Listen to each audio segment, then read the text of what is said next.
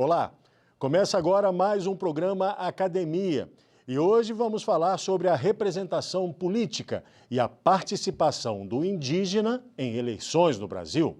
O tema está na dissertação da mestra em Direito, Keila Francis. A invisibilidade do indígena no processo eleitoral brasileiro, as organizações indígenas e a luta pela representação política. Dissertação apresentada à Faculdade de Direito da Universidade de Brasília, como requisito parcial para a obtenção do título de mestre em Direito, sob orientação do professor doutor Argemiro Cardoso Moreira Martins. Em quase 200 anos de Câmara dos Deputados, é a primeira vez que o Brasil tem uma parlamentar indígena. Joênia Wapichana, de 43 anos, natural de Roraima, foi eleita este ano com 8.491 votos pela Rede. Ela vai somar sua força indígena ao bloco feminino com outras 76 mulheres parlamentares em 2019. Formada em Direito pela Universidade Federal de Roraima, a advogada é mestre em Direito pela Universidade do Arizona, nos Estados Unidos. Foi a primeira advogada indígena a fazer uma sustentação oral durante o julgamento que definiu a demarcação da terra indígena Raposa Serra do Sol, no STF. Há 30 anos, o Brasil não tem um indígena no Congresso. O último foi o cacique chavante Mário Juruna, eleito na época pelo PDT com 31 mil votos. O que existe por trás da ausência ou pouca representatividade dos povos indígenas na política? Ou o que explica a invisibilidade deles no processo eleitoral? É agora, no Academia. E nós recebemos aqui no estúdio da TV Justiça o mestre em Direito, Estado e Constituição, Tedney Moreira da Silva, e Lívia Jimenez Dias da Fonseca, doutora em Direito. Muito obrigado pela presença de vocês aqui. Eu já começo conversando com a Keila. Keila, faça uma exposição inicial do seu trabalho para que a gente possa entender do que a gente vai conversar aqui. Sim. Seja bem-vinda. Obrigada. A ideia da minha dissertação é tratar um pouco sobre a invisibilidade dos indígenas no processo eleitoral. Isso porque é um tema pouco discutido no Brasil. Dificilmente as pessoas lembram que existe indígena no Brasil e muito menos na questão política. Tem até dúvida se o indígena vota. Então, eu vi a necessidade, a partir de uma demanda também do movimento indígena, de se discutir isso, discutir por que o indígena ele não consegue ser eleito. Será que tem indígena que se candidata? Como que acontece esse processo? E daí que surgiu essa ideia de se escrever sobre isso. Então, eu trato um pouco sobre as organizações indígenas na minha dissertação, de como que nós nos organizamos a nível nacional, por região, e de como que se dá a política indígena também, né? Que a gente se organiza e tem representantes não só deputados, prefeitos, vereadores, mas também temos nossas próprias organizações. E tratei também um pouco dessas dificuldades que se tem, né?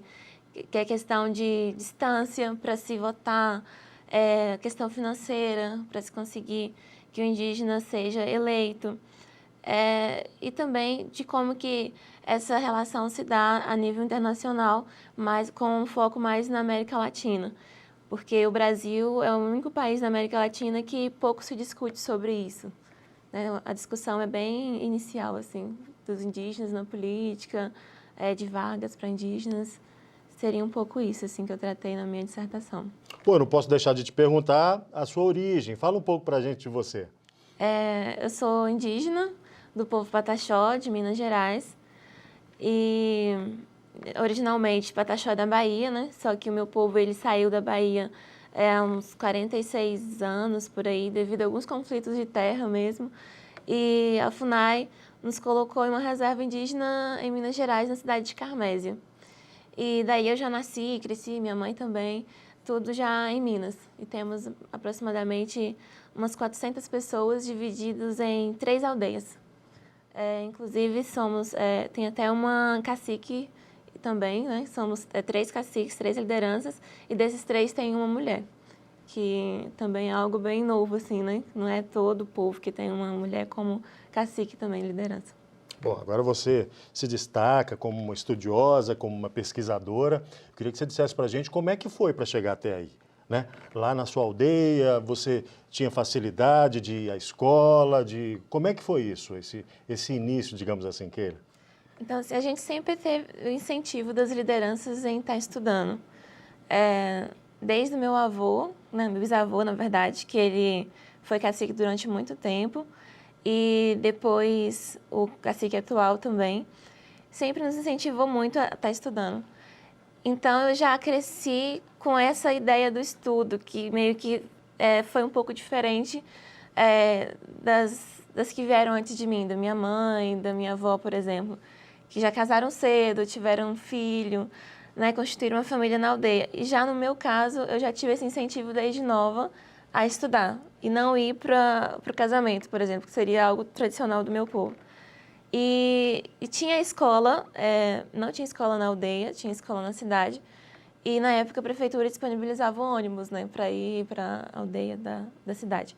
E aí eu estudei na cidade, desde pequena e tudo, mas sempre com o vínculo na aldeia, né? Isso não interferiu na minha formação cultural, nada.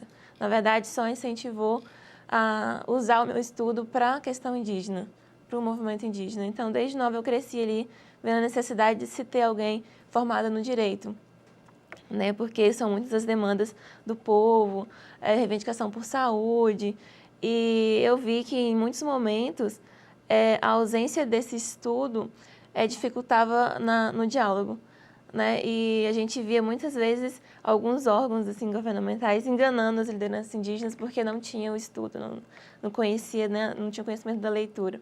Então, devido a isso que eu fui sentindo mais necessidade de estudar e estar hoje no doutorado, né? Sempre pensando na questão de voltar esse estudo para o movimento indígena, para o meu povo, para o povo indígena. Lembrando que você fez essa dissertação de mestrado, mas você já é uma doutoranda hoje. Sim. Bom, vamos pedir a participação então dos nossos convidados. Lívia, por favor, faça uma questão aí sobre a dissertação. Eu assim, primeiro queria parabenizar pelo seu trabalho, que eu acho extremamente relevante. E algo que me chamou bastante atenção no que você traz é exatamente a participação das mulheres, né? Você trouxe a experiência do seu povo, que tem as mulheres hoje também se tornam caciques, e também na própria política, né, essa partidária, né, a gente tem visto um grande destaque da participação feminina. Então, além da Joênia Wapichana, que foi eleita deputada, a gente teve também a candidatura da Sônia Guajajara, a vice-presidência, que também foi uma novidade, mesmo à frente da APIB, né, que é a principal associação indígena. Era antes a Sônia, agora é a Valéria Paê, ou seja, estão à frente principalmente mulheres. Como que você vê essa participação das mulheres, a importância disso, e como que se deu esse processo, se é diferente em relação à participação dessas mulheres na política em relação à sociedade não indígena? Se existe alguma diferença, como é que você vê isso? Pelo que eu observei assim, dos dados do TSE, né, que eu baseei muita pesquisa também por aqueles dados, em comparação com as mulheres não indígenas, as mulheres indígenas elas participam muito mais da política, né, se comparada com os homens, né, a gente compara mulher indígena, homem indígena e mulher branca, homem branco. Tem muito mais a participação das mulheres indígenas, né? E a gente vê isso através das organizações, como você mesma citou, que tem a Sônia Guajajara, a Valéria Paê, que estão na frente da Organização Indígena a nível nacional, que é a APIB. E hoje, assim, as mulheres indígenas estão ultrapassando essa barreira, assim, que antes eram muitos homens indígenas, né? Ainda existe essa barreira, né, ainda que seja fraca, vamos dizer assim, porque tradicionalmente são os homens que estão na frente, que são líderes, que são caciques, que são pajés. E hoje a gente já tem mulher que é pajé, mulher que é cacique, e mulheres que estão à frente dessas organizações indígenas, né? E a gente bem viu que as candidaturas também foram muito de mulheres. A gente, além da Sônia, além da Joênia, teve também em Roraima a Thelma Taurepang. Ela teve uma votação bastante expressiva, assim, para senadora. Não conseguiu ser eleita, mas ela conseguiu bastante votos. E a gente vê como que as mulheres indígenas hoje estão se organizando, não só nesses lugares da política, mas em todos os lugares, até mesmo na academia, que a gente vê no direito, por exemplo. Lá comigo tem eu que estou no doutorado indígena e tem mais 2 também indígenas que estão no mestrado. E tem só um homem que está no doutorado.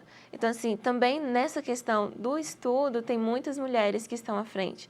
Na nossa organização indígena da Associação dos Estudantes na UNB, também temos uma mulher à frente, como presidente da associação. Então, nós estamos muito ativas, né, com relação a essas questões de representatividade, de organizações. As mulheres estão ocupando esses espaços. Agora, dizer o porquê, eu não vou saber explicar por que a mulher está. Mas, pelo que eu vejo, nós estamos aí, sempre ocupando. E a maioria, não sei dizer porquê, mas está sendo assim. O porquê é porque chegou a hora, já está passando da hora. Tedney, por favor, seja bem-vindo, faça sua questão. Obrigado. Keila, gostaria de parabenizá-la também, foi um prazer ler a sua dissertação e também ouvi-la agora. Você menciona na sua dissertação uma proposta de emenda à Constituição de 2013, que, se não me equivoco, é o número 320.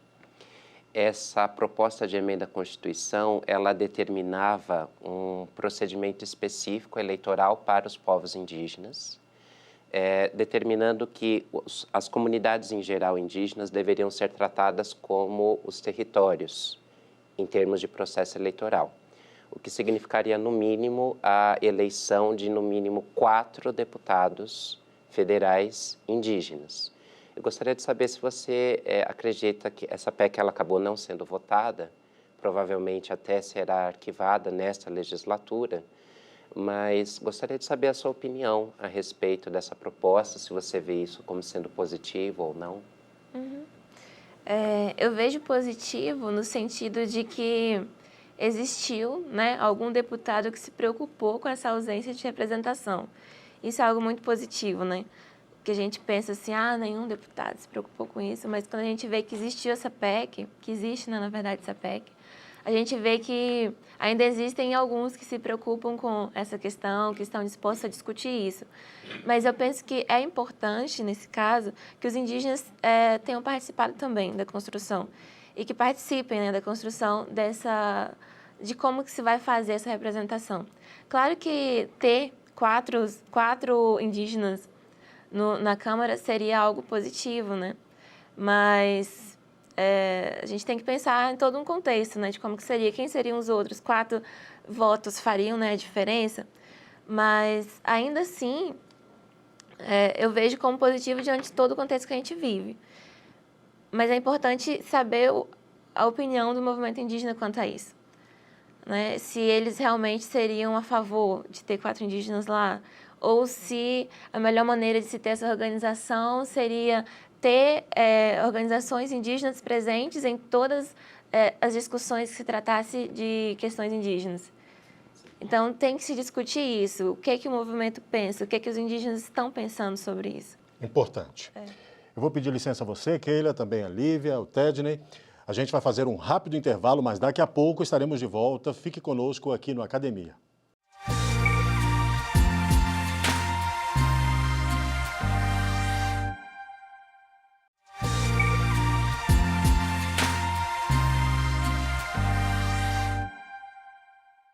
E o Academia está de volta hoje com o tema A Invisibilidade do Indígena no Processo Eleitoral Brasileiro, as organizações indígenas e a luta pela representação política, com a expositora Keila Francis e os convidados Tedney Moreira da Silva e Lívia Jimenez Dias da Fonseca. Keila, eu queria te perguntar, a gente teve um hiato de 30 anos no Congresso, né? Sem um indígena lá que pudesse representar o povo indígena. Quais são esses prejuízos gerados por essa ausência dessa representação parlamentar, na sua opinião? Eu poderia dizer que o maior prejuízo são todos esses projetos de emenda constitucional, propostas que existem lá dentro, que são contra hoje demarcação de terras, que são a favor de exploração em terras indígenas. Então, na verdade, hoje nós temos várias propostas lá dentro de retrocesso aos nossos direitos, né, que estão na Constituição. E não tem ninguém, assim, que possa representar efetivamente os indígenas lá dentro. Tem um ou outro deputado, às vezes, favorável à questão indígena, mas isso não é a mesma coisa de ter um indígena lá dentro, que conhece a realidade, viveu, sabe muito bem daquilo que está falando, representando. E até mesmo por isso, né, por esses últimos anos, nós vemos o quanto que os direitos indígenas têm sido atacados na Constituição, que teve um incentivo muito grande do movimento indígena para que se tivessem candidatos. Então, nesse último ano, nós tivemos muitos candidatos indígenas, deputado estadual, deputado federal, senadores, candidatos a senadores e também a vice-presidência, né, como a gente já citou aqui. Então, coisas assim que a gente não via antes. O movimento indígena, os povos indígenas se despertaram para isso, porque são muitos anos que a gente vem aí. A PEC 215 é um exemplo, né? Que a gente sai das nossas aldeias, vem para cá, os nossos povos, vem para Brasília, fica aqui, faz vigília e fica tentando fazer com que não votem contra os nossos direitos. Então, a gente vê que uma solução possível é que a gente entre dentro do Congresso e consiga colocar a nossa pauta ali para ser discutida e criar os nossos próprios projetos, né? Então, assim, o prejuízo é muito grande, porque a gente pensa que indígena é pouco no Brasil, equivale nem a 1% da população. Mas quando a gente vai olhar a questão de investimentos e o tanto que tem projeto contra a nossa sobrevivência, eu falo nossa sobrevivência, nem a nossa terra, porque isso tudo tem a ver com a nossa sobrevivência. São muitos. E isso parece ser algo irrelevante em um universo tão grande, né? Mas não é, sabe? Todo ano, toda eleição, a gente sempre vê as pessoas indo contra o nosso direito de demarcação de terra, de poder viver ali em paz, né? Então, a gente falou, já que está assim, então vamos tentar entrar nesse lugar aí, né? Que é o Congresso. Vamos tentar entrar aí. E conseguimos, né? Mas a gente sabe de todas as dificuldades, todo o desafio que é, mas se conseguiu eleger uma indígena hoje, né? Tadine, por favor, mais uma questão. Keila, a que você atribui essa invisibilidade do indígena, em termos da sociedade não indígena? Como você acredita que nós não damos espaço, por que não damos espaço e voz aos povos indígenas? Eu acredito que hoje ainda as pessoas não veem o indígena como um ser humano. Isso pode parecer assim, que seria o óbvio, né? Você vê o indígena como um ser humano, mas ainda não se vê. E quando... Se às vezes nós continuamos ali dentro dos nossos povos, da nossa comunidade, sem o contato muito direto com o mundo não indígena, você não é visto como um ser humano, como um sujeito de direitos. Você não é visto assim, o indígena, será que ele é capaz? Será que ele pensa? Será que ele consegue votar? Será que ele consegue decidir por si próprio?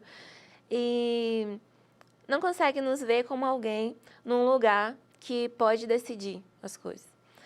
E quando nós começamos a sair e ter um pouco mais de contato, ou falo português, ou você estuda, você tem um curso superior, você não é mais tão indígena assim.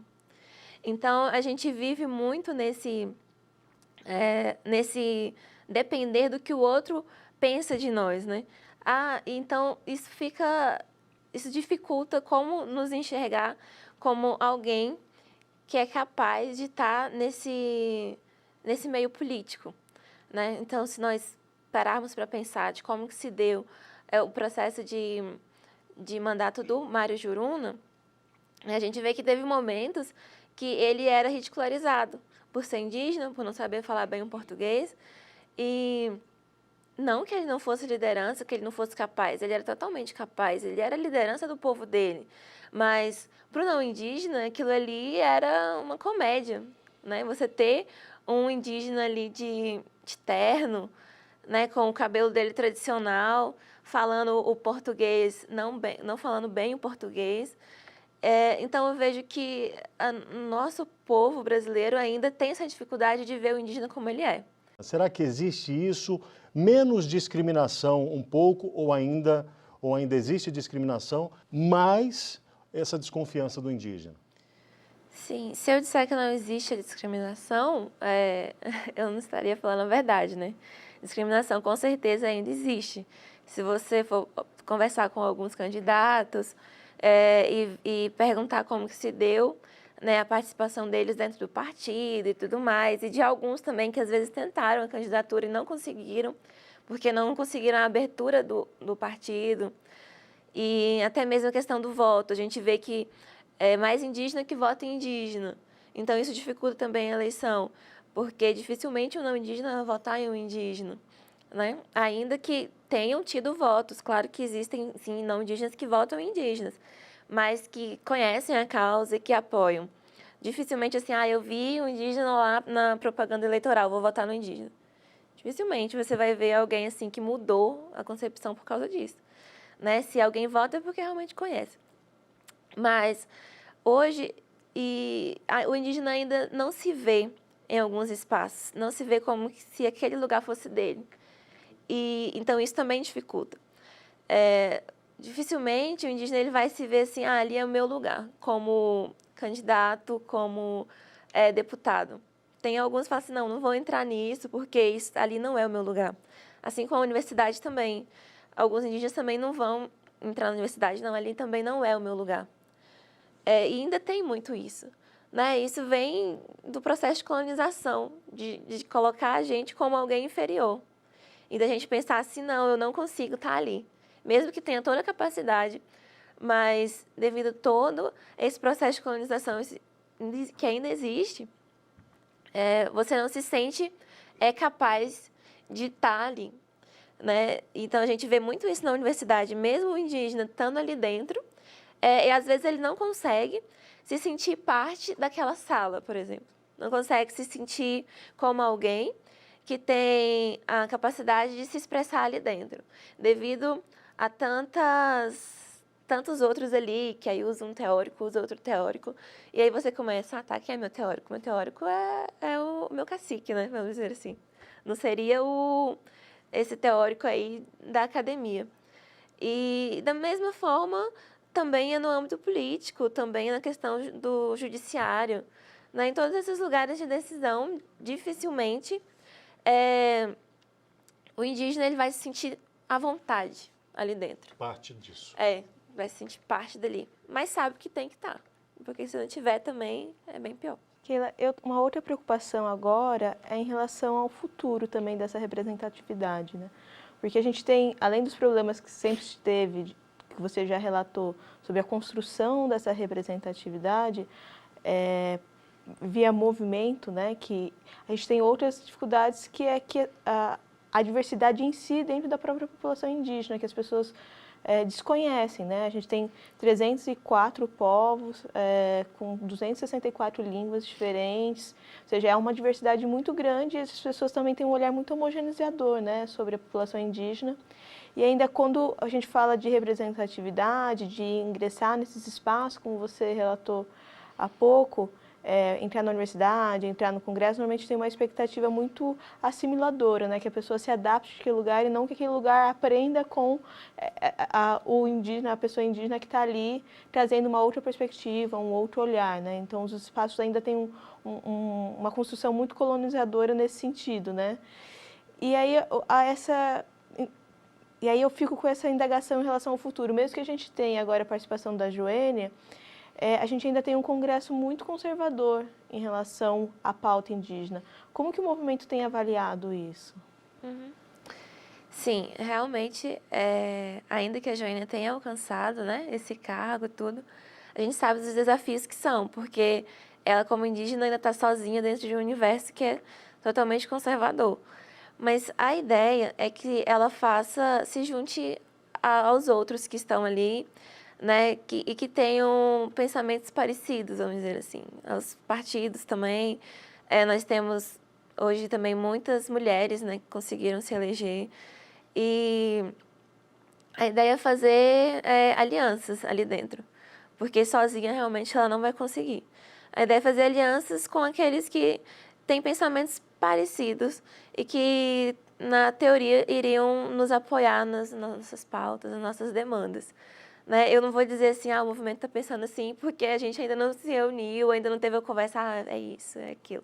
Mas, assim, pelo que eu consigo perceber, a ideia é essa, de fazer alianças com partidos, com os outros candidatos, que estejam dispostos também a pôr ali a pauta indígena em discussão. A gente sabe que vai ser difícil, muito difícil. E a gente está junto com a Joênia, né, como movimento indígena, como mulher indígena, a gente está apoiando. E a gente vê o tanto que é importante e o tanto também que é difícil para ela estar nesse espaço ali. Keila, muito obrigado por você compartilhar suas ideias com a gente. Parabéns pela sua trajetória, né, vitoriosa, em breve com o seu doutorado.